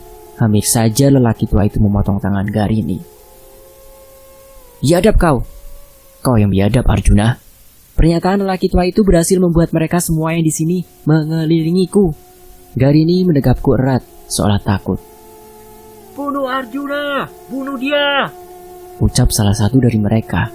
Saat mereka hendak berlari ke arahku, aku segera memejamkan mata sambil merapalkan mantra dan melesat cepat ke arah keluar pasar bersama Garini. Kamu lihat dari sini saja ya sayang. Garini masih terdiam takut, sedangkan aku segera mengambil mereka. Kupikir kau akan lari, Arjuna. Hah, lari dari kalian? Tak akan pernah terjadi. Dan akhirnya mereka berlarian ke arahku dengan senjata tajam masing-masing di tangan mereka dan bersiap menghunuskannya padaku. Arjuna, kau harus bertanggung jawab atas perbuatanmu. Semua senjata tajam melayang pada sekujur tubuhku. Waduh, mereka terdiam karena tak satu pun senjata tajamnya berhasil menembus tubuhku.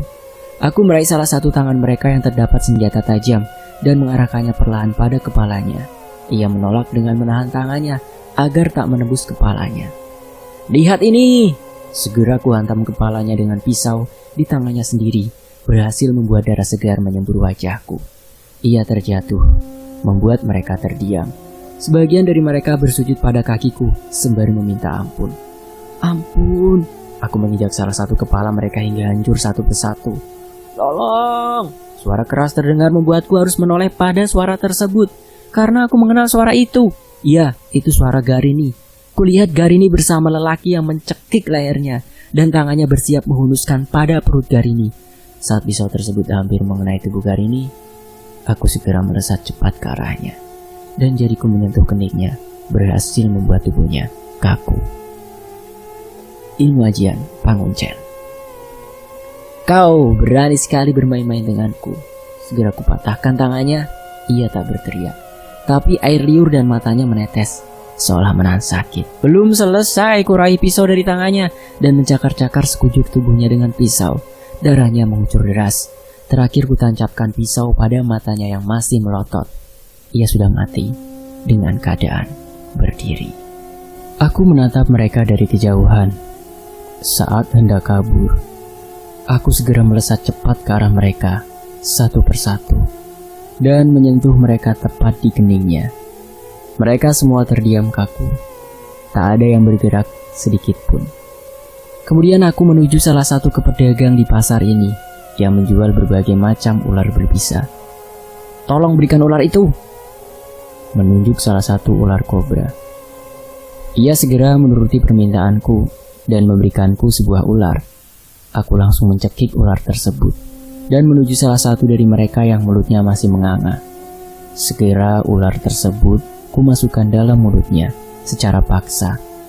Ia hanya bisa mengeluarkan air mata tanpa memberontak sampai ia mati. Aku melihat sebuah besi panjang dan tajam. Aku mengambil besi tersebut dan ke arah mereka, lalu mengarahkan besi tersebut pada lehernya. Tak pakai lama, aku unuskan besi tersebut hingga menembus belakang leher salah satu dari mereka. Aku menendang mereka satu persatu hingga terjatuh, lalu menjejerkan mereka. Sebelum aku mencari kayu bakar, aku menatap Garini yang sedari tadi masih terdiam. Kesini, ia menuruti permintaanku dan menuju ke arahku. Tunggu di sini. Kamu mau kemana, Arjuna? Mencari kayu bakar dulu, sayang. Kamu mau membakarnya lagi? Sudah, lihat saja. Sambil berlari secepat mungkin mencari kayu, lalu balik lagi ke hadapan mereka. Tak pakai lama, aku segera menyalakan api pada kayu bakar tersebut.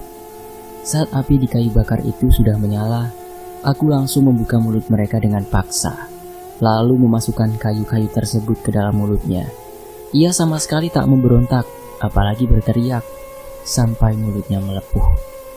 Api yang sedang membara membuatku mempunyai ide, agar mereka lebih merasakan sakit yang teramat pedih dengan cara tangan dari mereka. Kumasukkan ke dalam api yang membara, satu persatu. Kali ini, air matanya lebih deras dari sebelumnya. Belum selesai, aku segera menginjak perut mereka satu persatu, hingga membuat air matanya berhenti. Menandakan mereka sudah mati. Kalian lemah. Sudah, kita pulang. Kau benar-benar kejam, Arjuna. Sambil menggelengkan kepalanya, kata Garini. Aku dan ayahku dulu tak suka bermain-main dengan orang-orang seperti mereka. Jadi jangan salahkan aku. Memanglah buah jatuh tak jauh dari pohonnya. Kemudian Garini merogoh sakunya seperti mengambil sesuatu. Kulihat ia mengambil sebuah kain dan mengelapkannya pada wajahku yang berlumur darah dari mereka. Ya, tapi jangan sering-sering, Arjuna. Sayang, aku tidak suka diganggu. Itu saja. Ya sudah, terserahmu. Oh ya, kamu jadinya mau beli apa? Nah, kita ke sana itu. Sambil menunjuk salah satu pedagang yang menjual bermacam-macam kembang. Garini mengangguk dan mengikuti langkahku menuju ke sana. Bu, beli kembang 7 rupa dan kemenyan. Nih mas. Ia menatapku takut sambil memberikan pesananku. Aku memberikan uang padanya. Tidak usah takut, Bu. Saya tidak akan membunuh ibu. Iya mas. Aku tertawa melihat penjual tersebut berkata dengan terbata-bata. Aku hanya tersenyum padanya dan segera meninggalkannya. Aku dan Garini berjalan menuju rumah. Di dalam perjalanan menuju rumah, Garini berkata, "Untuk apa itu?" Garini, sebelum kita melanjutkan perjalanan lagi, ada sesuatu yang harus kupersiapkan. Apa itu? Aku mau mengajak semua khodamku beserta khodam ayahku untuk ikut bersama dalam perjalananku. Apakah perjalanannya nanti akan membahayakan? Tidak bagiku, kataku. Dan Garini pun bertanya, mungkin bagiku. Iya, berbahaya. Aku menatapnya dan mengangguk. Sesampainya di rumah, aku merebahkan badan sejenak karena lelah, diikuti Garini yang menyebelahiku. Sayang, kamu lelah ya? Tidak, kata Garini. Ia memelukku sambil menatapku. Suasana hening. Ia seolah memberikan kode padaku. Tiba-tiba asap memenuhi ruangan ini bersama api yang terlihat dari sela-sela pintu yang bolong. Garini, rumah ini dibakar. Gimana ini, Arjuna? Kita keluar dari pintu belakang. Garini mengangguk dan kami menuju pintu belakang. Aku dan Garini menatap rumah ini yang perlahan dilalap si jago merah. Biadab, siapa yang bakarnya ini? Ayo Garini sayang, ikut aku. Kemana? Aku mau cari pelaku yang membakar rumah ini. Pasti pelakunya ada di depan rumah ini. Garini mengangguk. Aku dan Garini segera berlari menuju depan rumah ini. Benar saja, di depan rumah ini ada 2 orang lelaki tua si pemilik rumah ini dan lelaki muda yang mengaku pemilik rumah ini. Oh, kalian ternyata satu keluarga ya? Lelaki tua adalah ayahmu kan? Sambil menatap lelaki yang mengaku pemilik rumah ini. Kau sudah tahu ya? Ya dak, kalian memerasku. Tak akan kumaafkan kalian. Sambil melesat cepat ke arahnya, dan saat hampir menyentuh tangan lelaki tua itu, ia tiba-tiba menghilang. Garini berkata, mereka dari desa Tumbal Arjuna yang menumbalkan demi mendapatkan ilmu halimun. Aku sudah bilang, aku lebih mengenal mereka. Pernyataan Garini membuatku semakin bersemangat membunuh mereka. Segera aku rapalkan mantra ilmu halimun sambil memejamkan mata sejenak. Dan mataku segera memeriksa keadaan sekeliling seperti mencari kedua lelaki tersebut. Aku melihatnya. Terdengar suara Garini yang berteriak kesakitan dan jatuh ke tanah karena lelaki tersebut menendang Garini. Ya dak! Aku melesat cepat ke arah keduanya dan menyentuh mereka secara bersamaan. Kalian sudah buat aku marah, sangat-sangat marah. Kedua lelaki tersebut terdiam kaku. Arjuna, kamu di mana? Aku di sampingmu sayang. Mereka dan aku tak terlihat. Garini pun terdiam. Lelaki tua dengan kulit yang keriput serta kurus kerempeng membuatku dengan mudah mematahkan tulang-tulangnya. Mulai dari jari jemarinya. Suara jari jemari yang patah saling bersaut-sautan. Bola matanya yang bergerak seperti menatapku sambil mengeluarkan air mata. Segera ku colok dengan jari jemariku. Perlahan, jari jemariku menekan kedua bola matanya bersamaan. Belum selesai, ku gigit tangannya hingga kulitnya terlepas bersama darah yang mengucur deras. Amarahku yang belum mereda, ku angkat tubuhnya dan menghantamkannya berkali-kali ke tanah hingga remuk semua tulang belulang dari tubuhnya. Terakhir, kepalanya aku tekan dengan dengkulku hingga hancur tengkorak kepalanya. Ia mati dengan tubuh yang mengenaskan. Terlebih lagi ia tak terlihat dengan mata kepala orang awam. Aku menuju ke arah satu lelaki lagi yang terdiam kaku. Tadinya aku sudah mengampuni kau, tapi berhubung kau dan ayahmu berbuat ulah lagi pada aku terpaksa, kali ini aku tak memaafkanmu. Langsung saja tanganku menyentuh kedua kupingnya, lalu menariknya hingga terlepas dari kepalanya. Perlahan darahnya menetes. Ku hantam mulutnya berkali-kali, lalu membuka lebar mulutnya dengan paksa. Kulihat gigi-giginya sudah hancur. Belum selesai, ku angkat satu kakinya hingga menyentuh keningnya. Terdengar suara tulang yang patah dan tubuhnya jatuh karena tak mampu menopang badannya dengan satu kaki. Kulihat ia masih mengeluarkan air mata, pertanda bahwa ia masih hidup. Ku bengkokkan tulang tangannya, kertak, lalu tulang kakinya, kertak, dan terakhir aku mematahkan kepalanya.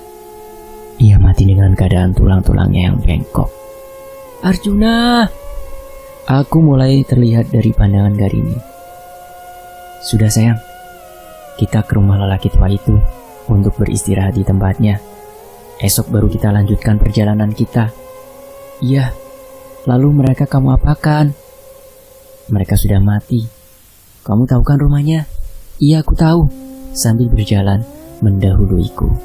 Aku mengikuti langkahnya dari belakang. Sampailah di sebuah rumah. Aku seperti pernah mengenal rumah ini, hingga seorang lelaki keluar yang dulu membuang uangku. Karena tak cukup untuk menyewa rumah di sini. Lelaki itu berkata, "Ada apa?" Aku melesat cepat ke arahnya dan aku sudah tepat di hadapannya. "Kau yang waktu itu membuang uangku kan?" Sambil memukul perutnya berkali-kali dan ia terjatuh. Saat berusaha bangkit, aku segera menginjak batang lehernya hingga ia dan tubuhnya menggeliat seperti kehabisan nafas. Aku menekan kakiku perlahan dengan tangannya yang berusaha melepaskan kakiku yang berada di batang lehernya. Sampai ia kalah dengan kakiku yang tak bisa ia goyahkan sedikit pun. Dan mati dalam keadaan lehernya yang gepeng, bersama mulutnya yang mengeluarkan darah. Garini menghampiriku saat aku hampir menginjak kepalanya. "Cukup Arjuna. Dulu ia sangat sombong padaku, tapi ia sudah mati sayang," kata Garini. Aku lebih memilih menuruti permintaan Garini. Kemudian memasuki rumah ini. Malam harinya, aku sudah menyiapkan bak besar berisi air. "Untuk apa ini Arjuna?" "Ini sayang, apabila nanti mereka datang, lalu kamu tak kuat untuk melihat mereka, lebih baik kamu pergi ke kamar saja ya. Karini terdiam, seolah tak mengerti perkataanku. Aku merogoh saku dan mengeluarkan sejumlah kembang 7 rupa, lalu menaburinya pada bak tersebut. Aku membakar kemenyan terlebih dahulu sebelum tubuhku memasuki bak tersebut. Aku sudah berada di dalam bak. Aku menatap Karini. Lihat ini, suasana hening, bahkan nafasku terdengar. Mataku mulai terpejam dan mulutku merapalkan mantra. Arjuna, ucapan Karini membuatku harus membuka mata. Karena tepat di depannya, sesosok lelaki lidahnya terbelah 2 menjulur ke bawah, serta ular-ular berkepala anak kecil melilit tubuhnya. Sudah sayang, kamu ke kamar saja. Tak pakai lama, Karini langsung menuju kamar. Mataku memeriksa sekelilingku, karena sekitar 7 makhluk terdapat di dalam rumah ini. Makhluk dengan tubuh yang dililit ular adalah raja dari siluman ular. Lalu, sesosok wanita dengan tubuh dipenuhi bulu monyet, serta kedua tangan kecilnya yang menyerupai tangan monyet, dan kedua kakinya dipenuhi anak-anak monyet dengan tubuh manusia, seperti tubuh anak bayi. Ayahku menyebutnya siluman monyet. Lalu sesosok lelaki tua dengan tubuhnya yang keriput, serta tulang-tulangnya yang terkelupas, dan kepalanya seperti kepala kerbau yang hancur. Aku menyebutnya siluman kerbau. Lalu sesosok dengan 5 kepala anjing di satu tubuh, dengan tubuh dipenuhi kuku-kuku anjing. Ayahku menyebutnya siluman anjing. Kemudian sesosok lelaki, rambut putihnya memanjang hingga kaki, serta kakinya menyerupai kaki kuda, dan kedua tangannya pendek sebelah. Ayahku menyebutnya siluman kuda. Dan sesosok berkepala burung, serta sayap-sayap di tangannya dengan paruh besi. Aku menyebutnya siluman burung. Dan terakhir adalah sosok berkepala harimau putih dengan tubuh yang membungkuk, serta kakinya yang hitam pekat, dan besi-besi tajam menonjol di antara tulang kakinya. Aku dan ayahku menyebutnya siluman harimau. Ada apa Tuan Arjuna memanggil kami kemari? Kata siluman harimau. Aku esok akan melanjutkan perjalananku. Kalian ikut aku. Baik Tuan. Sekarang kalian pergilah. Dan siluman-siluman tersebut segera menghilang tanpa berkata-kata lagi. Sedangkan aku, yang sudah selesai dengan urusanku, langsung keluar dari bak tersebut dan segera menuju kamar untuk beristirahat. Sudah, kata Karini. Iya sayang, sudah. Seram sekali siluman-siluman itu Arjuna. Memang seperti itulah wujud siluman. Sudah, mari kita tidur sayang. Karini lebih memilih tak menjawab, dan aku merebahkan badan menyebelahinya. Tak terasa kami berdua terlelap dalam tidur. Keesokan harinya, di pagi hari. Sayang, siap untuk ikut aku? Karini tersenyum padaku. Selalu siap Arjuna. Baiklah, kita lanjutkan perjalanan kita. Karini mengangguk. Aku memegang tangan Karini sambil berjalan menuju desa sebelah. Singkat cerita, hari semakin gelap hingga sampailah di sebuah desa, tempat di mana keluarga Madarsa dan Maeswara berada. Aku segera mengunjungi rumah keluarga Maeswara. Dalam perjalanan menuju rumah keluarga Maeswara, ada seorang lelaki yang menatapku. Ia segera berteriak, "Hei, ada Arjuna di sini!" Ucapnya pada para warga yang sedang berkumpul di desa, seperti sedang menyantet seseorang. Para warga tersebut segera beranjak berdiri dan menatapku tajam. "Ngapain kamu kesini bocah tengik?" "Aku akan mengubah peraturan di sini," kataku pada orang itu. Dan mereka seperti geram mendengar pernyataanku. Mereka semua merogoh saku mereka. Kulihat mereka mengambil keris di sakunya dan memegangnya sambil berkata, "Kau tidak akan bisa mengubah peraturan di sini. Jika tidak bisa, maka hentikan perbuatan kalian itu. Jika tidak mau, bagaimana? Terpaksa aku harus menghabisi kalian semua kalau kalian tidak mau." Kulihat wajah mereka hampir semuanya merah padam. Salah satu dari mereka mengambil secangkir berisi darah dan mulai mencelupkan keris mereka pada cangkir tersebut. Satu persatu, lalu mereka mengambil ayam yang masih hidup dan menggorok tepat di lehernya. Kemudian meminum darah yang mengucur dari leher ayam tersebut. Mereka mulai memejamkan mata. Dengan ujung kerisnya dijilati oleh lidahnya sendiri. Perlahan, keluarlah sesosok dari keris-keris tersebut. Mulai dari sesosok lelaki dengan bibirnya yang besar, sangat besar. Kedua taring giginya menembus mulutnya hingga ke bawah. Rambutnya yang tambun, serta kulit kepala yang mengelupas, bersama darahnya yang mengucur ke wajahnya. Lalu sesosok wanita, wajahnya cantik, namun ia tak mempunyai badan. Iya, benar, kepalanya melayang. Kemudian sesosok lelaki tua, dengan tubuh yang kurus krempeng. Matanya berwarna putih semua. Tubuhnya dipenuhi bekas sabetan, banyak sekali, hingga kulit-kulitnya mengelupas, mengeluarkan darah dan nanah. Tak lupa ulat-ulat yang menjilat-jilat darah dan nanah tersebut. Lalu, sesosok kepala gajah. Daun kupingnya sangat besar. Tubuhnya ditumbuhi bulu seperti monyet. Dengan kakinya yang sangat pendek. Dan masih banyak lagi. Mereka semua menatapku tajam. "Arjuna, kamu sudah tamat," ucap dari mereka sambil memejamkan mata dan merapalkan mantra. Roh leluhur dari mereka berlari ke arahku. Dan mereka melayang-layang di atas kepalaku dan Garini dan berubah menjadi bola api atau seperti Banaspati.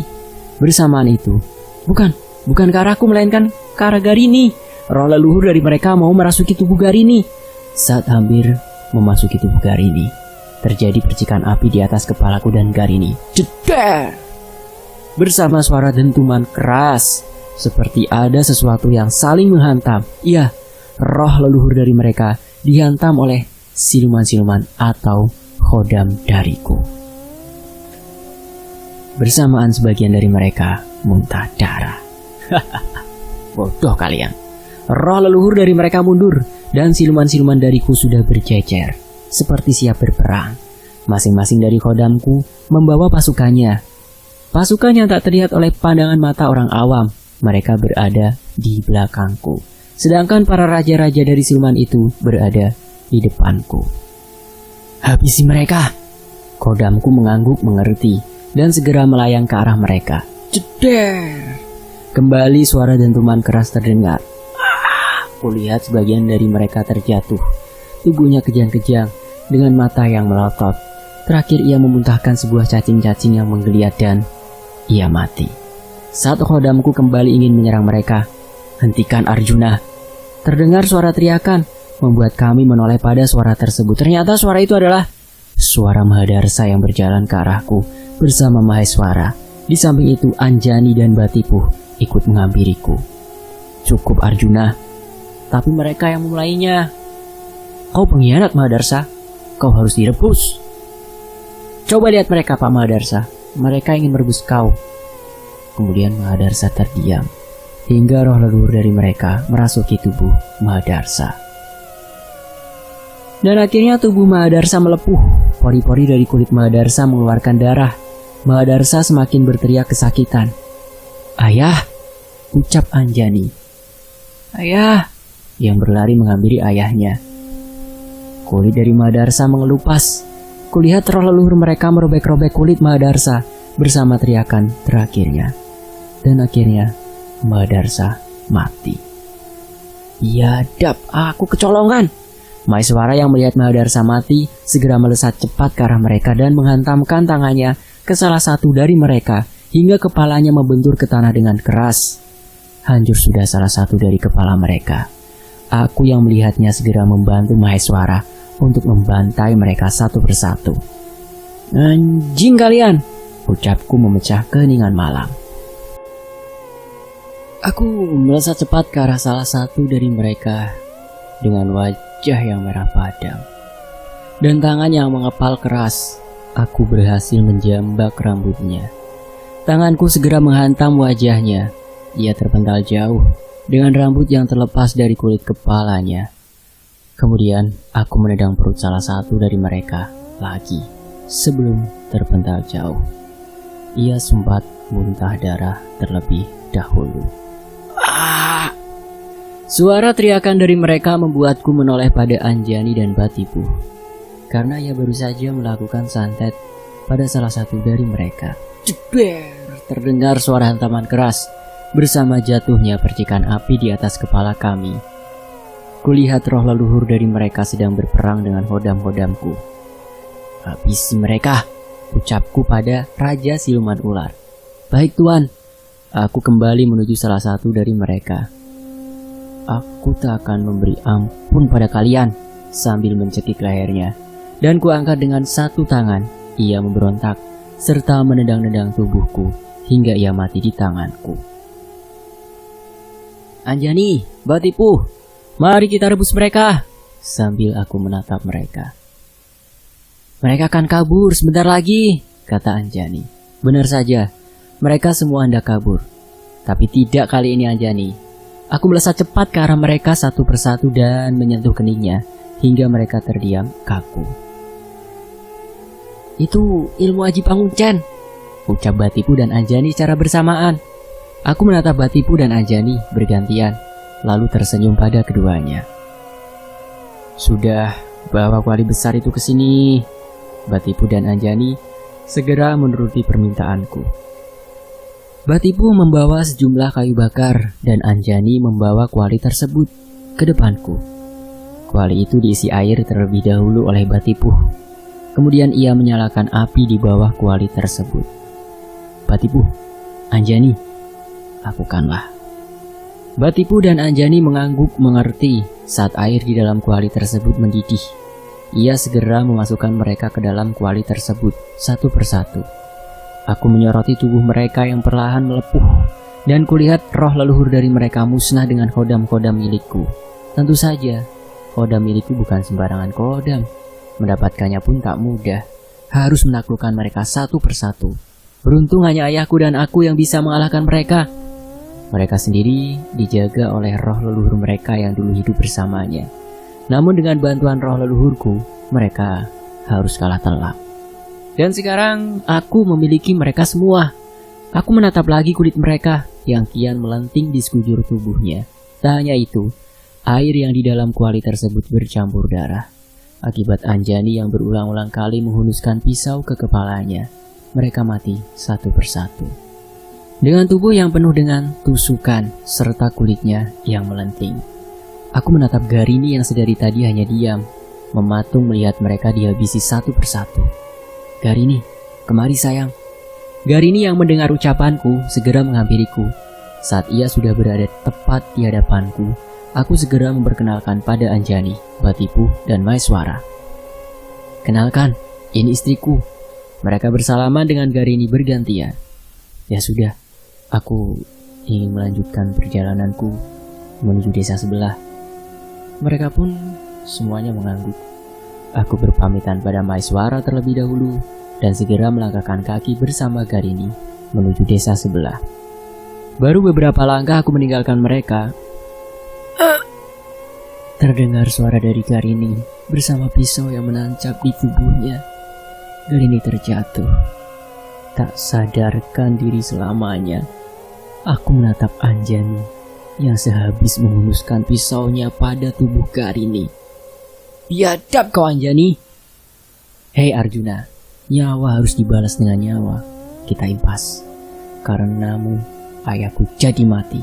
Bila kau tak bikin kegaduhan di sini, pasti ayahku tak akan mati. Aku yang sudah geram lebih memilih tak berkata-kata lagi dan hendak membunuh Anjani. Lalu mengambil pisau di tubuh Garini dan berjalan ke arah Anjani. Perlahan, bersiap menghunuskan pisau pada tubuh Anjani dan segera kutusuk perut Anjani. Saat hampir mengenai tubuh Anjani, tiba-tiba Maeswara melindungi Anjani dengan tubuhnya. Dan yang tertusuk pisauku adalah Maeswara. Benar apa yang dikatakan Anjani. Kau dan Anjani sama-sama kehilangan. Maeswara jatuh tak sadarkan diri selamanya. Kemudian aku menatap Anjani dengan air mata yang perlahan membasahi pipiku. Aku hanya punya Garini. Ia salah satu kebahagiaanku. Sekarang kau hilangkan kebahagiaanku. Arjuna, ya aku pun begitu. Kebahagiaanku harus mati akibat kegaduhanmu. Kalian berdua harus kubunuh. Karena kalian ayahku harus mati juga. Baiklah, Bagaimana bila siapa yang akan bertahan hidup? Aku, Batipuh, dan Anjani bersiap untuk saling membunuh satu sama lain. Aku sudah mengepalkan kedua tangan untuk menghantamkan ke arah Batipuh dan Anjani. Saat tanganku sudah hampir mengenai Anjani dan Batipuh, tiba-tiba sebuah cahaya merah membuat kami semua terpental. Aku pun berteriak sambil berusaha bangkit. Kulihat cahaya tersebut membentuk sebuah tubuh. Aku mengenal tubuh itu. Ayah, ayahku sekarang berada di tengah-tengah kami. Sudah cukup. Tapi ayah, memang ini berawal dari salahmu. Arjuna, seharusnya kamu bisa menolong Mahadarsa tanpa perlu berlama-lama. Sejak awal aku memang mendukung rencanamu, yaitu setelah kau mendapatkan ilmu baru, kamu ingin mengubah peraturan di sini dan menyembuhkan orang-orang yang terkena santet di desa penyembuh. Ini resikomu, Arjuna. Memang benar kata Anjani. Ia kehilangan ayahnya akibatmu. Dan Batipuh harus kehilangan ayahnya akibat ulah kalian. Aku tak mau kalian menjadi terpecah lagi. Cukup sebagian keluarga-keluarga sakti yang berkhianat. Aku tak mau kejadian padaku terulang kembali. Mengerti? Aku menatap Batipuh dan Anjani secara bergantian. Baiklah. Aku maafkan kali ini kalian. Jika kalian menggangguku, aku akan membunuh kalian. Batipuh menatap Anjani dan aku, kesal, seolah masih tak terima dengan perlakuanku. Hahaha, mungkin kita akan bertemu lagi di saat aku sudah mendapatkan ilmu baru dari roh leluhurku lagi. Batipuh berjalan pergi, mendahului aku dan Anjani. Coba saja Batipuh, aku tetap pemenangnya. Dan Anjani pun berkata, ya, mungkin akan lebih baik di saat kesaktian kita setara. Aku yang hendak menghabisi Anjani lagi. Sudah Arjuna, kata ayahku. Kalau bukan permintaan ayahku, aku akan menghabisi kalian. Anjani memilih pergi meninggalkanku dengan pesan. Mungkin aku juga akan mencari roh leluhurku untuk minta satu ilmu lagi agar bisa menghabisi kau Arjuna. Oke, kita lihat saja. Suatu saat siapa yang akan mati terlebih dahulu? Aku menatap Anjani yang semakin jauh meninggalkanku dan menembus gelapnya malam. Ayahku berkata, sabar Arjuna, mungkin memang ini yang terbaik untukmu. Aku hanya diam sambil menatap Karini yang sudah terbujur kaku. Ayahku menghilang tiba-tiba. Aku tahu ayahku mempunyai ilmu Rogo Sukmo yang suatu saat bisa datang kapan saja. Sudahlah, kebahagiaanku telah sirna. Entah kemana lagi aku harus melangkah. Semuanya imbang. Selalu ada suka, pasti ada duka. Aku kemudian membopong tubuh Karini, berniat menguburkannya. Perlahan tubuhnya kuangkat. Lagi aku harus meneteskan air mata.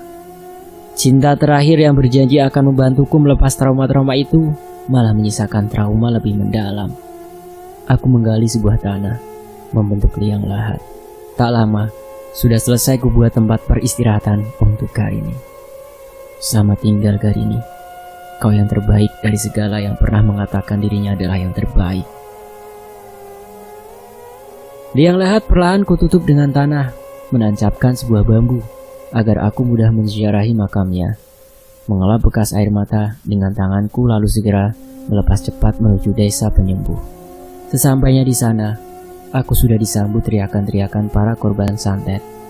Teriakannya bersaut-sautan, bahkan sampai di rumah Sambara. Teriakan itu masih terdengar. Tak lama seorang pria sebayaku keluar, yang bernama Bayu Aji. Arjuna, mengapa wajahmu murung sekali? Aku pun menjelaskan kepadanya. Rangkaian-rangkaian peristiwa yang baru saja kualami serta rencanaku yang belum sempat ia ketahui. Aku turut berduka cita Arjuna, sambil mengusap-ngusap punggungku. Tak apa Ji, sudah kita sembuhkan mereka semua. Bayu Aji mengangguk. Bayu Aji membawa 2 baskom berisi air, 1 baskom lagi berisi kembang 7 rupa, dan kami segera menuju rumah penyembuh. Satu persatu, sesampainya di sana, kulihat seseorang yang terbaring karena mencuri ubi untuk makan keluarganya. Aku mengeluarkan 3 keris peleburku dan memasukkannya ke dalam baskom berisi kembang 7 rupa. Bukanlah Bayu Aji, ia mengangguk. dan memegang ketiga keris itu bersama matanya yang terpejam sambil merapalkan mantra. Tak lama ia kembali membuka mata, lalu melumuri tubuh seseorang itu dengan air kembang 7 rupa. Bersama keris yang ditaruh di kening kepalanya, perlahan tubuhnya menggeliat, seperti ada sesuatu yang akan keluar dari mulutnya. Benar saja, saat ia ingin muntah, Bayu Aji segera menadangkan baskom berisi air pada mulutnya. Lalu ia memuntahkan ular-ular kecil dari mulutnya bersama darah yang keluar. Seseorang itu sadar seketika dan bercerita, "Terima kasih sudah menyembuhkanku. Jiwaku seperti dililit ular, tak bisa kembali ke tubuhku. Tapi aku merasakan sakit yang luar biasa. Setiap hari, kepalaku dihantamkan besi, perutku dipukul berkali-kali dan kulitku seperti dikupas. Aku merasakan itu. Mungkin bila tidak disembuhkan, aku akan mati dalam keadaan tersiksa seperti itu." Terima kasihlah kepada dia, namanya Arjuna. "Terima kasih Arjuna, aku sangat-sangat berterima kasih." Aku pun hanya membalas dengan senyum, lalu menatap Bayu Aji. "Kau gunakan saja keris itu. Apabila sudah selesai, buanglah. Karena energi di dalam keris itu sudah berkurang. Karena sudah banyak kugunakan untuk membunuh orang-orang sakti. Karena menyerap kesaktiannya dengan keris itu." Bayu Aji mengangguk mengerti. "Aku pergi dulu Bayu Aji." Aku pun segera beranjak keluar. "Kau mau kemana Jun?" "Entahlah. Aku hanya ingin hidup tenang setelah ini." Dan melesat cepat meninggalkannya menuju ujung hutan. Rumah kakekku dulu yang berada di ujung hutan. Rumah yang membuatku merasa tenang. Tidak ada yang mengganggu lagi. Tidak ada yang perlu kubunuh lagi. Lebih baik menepi sejenak, meratapi nasib, meratapi kesalahanku. Entah sampai kapan semua ini berakhir. Yang jelas, aku benar-benar ingin sendiri. Arjuna. Selesai. Terima kasih buat Roy yang sudah menuliskan kisah ini dan mengizinkan untuk dibawakan di channel Fakta Sejarah. Dan tentunya terima kasih teman-teman ya. Sampai jumpa di kisah lainnya. Wassalamualaikum warahmatullahi wabarakatuh. Tetap